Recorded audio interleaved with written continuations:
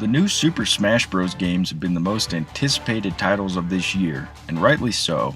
For a little more than 15 years, people have been playing Super Smash Bros. Games and duking it out as their absolute favorite Nintendo characters, and this is a trend that will likely continue for at least another 15 years.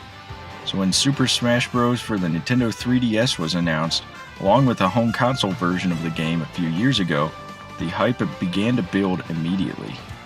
Now, after more than a year of hype and speculation, we finally have our hands on the Nintendo 3DS version.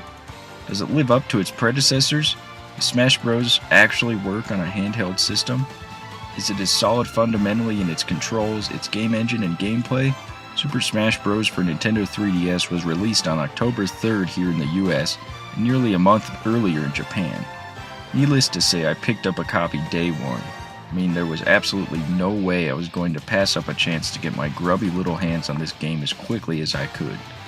I've been playing this game for a few weeks now, and the novelty of it being brand new has worn off a bit, so I feel like I'm ready to take an objective look at it without hype-fueled bias shaping my thoughts about it. Upon starting the game up, you'll notice that all of the core elements from past Super Smash Bros. Games are back. Versus mode with 4 players? Yep. Classic mode? Yep. What about Stadium mode? Well, that's back too. It's shocking how much content they packed into this game. Overall, there are a total of almost 50 playable characters on the roster, tons of stages, and tons of additional content such as trophies, achievements, and an all-new mode called Smash Run. How does this game play? Well, I'm glad you asked. To me, it feels like a mixture of Super Smash Bros. Melee and Super Smash Bros. Brawl. You know, like a compromise between the two. In no way is it as fast as Melee, but the more casual, slower gameplay of Brawl has been stripped away from it as well. Noticeably, air combat seems difficult and more precise to pull off. Many other aspects of the game have been tweaked from past iterations as well. Never has it felt so hard to KO opponents. Seems like you have to get an opponent well over 100% just to finish them off. This is good though. In Melee especially, it felt like you could be KO'd just way too easily.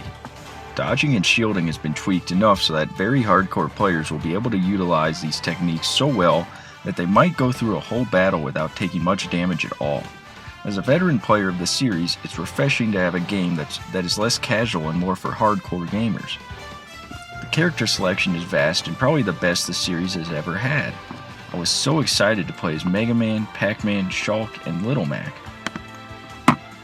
Unfortunately, several characters were cut in the transition, such as Lucas, Wolf, Snake, and the Ice Climbers most surprisingly, while others like Lucario and Rob were left on the roster. It is true that some of the cut characters were semi-clones of other characters, but some of the new fighters put in the game are just straight-up clones, like Lucina and Dark Pit. Well, it is still an unbelievably diverse and deep roster of characters, and like I said previously, maybe the best the series has ever had. Stages, on the other hand, are probably my least favorite in the series so far.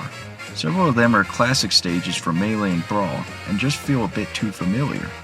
While the new stages don't bring much to the table, it is a nice feature to be able to switch all of the stages over to a Final Destination mode for the hardcore players, but if you keep doing this, it gets stale pretty quick. I'm sad to say this, but it's true. My favorite new stages are Find Me, Super Mario 3D Land, and the Nintendog stage. Although there is a vast selection of stages, there isn't much variety, and about a third of them are stages we've been playing on for the last 7 to 13 years. This makes the game not seem as fresh. Don't get me wrong though, in no way do I hate the stage selection, it's very good. It's just my least favorite in the series as of now. How does the game control? As to be expected, it controls very well. But it feels different.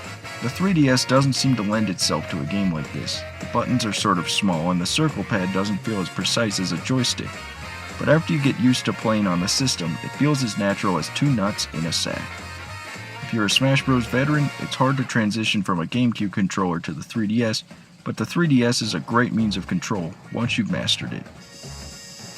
Multiplayer is excellent as usual, but might I advise you not to play more than a 3-player game, as when 4 players are on the screen, it just seems too small to really be able to play adequately.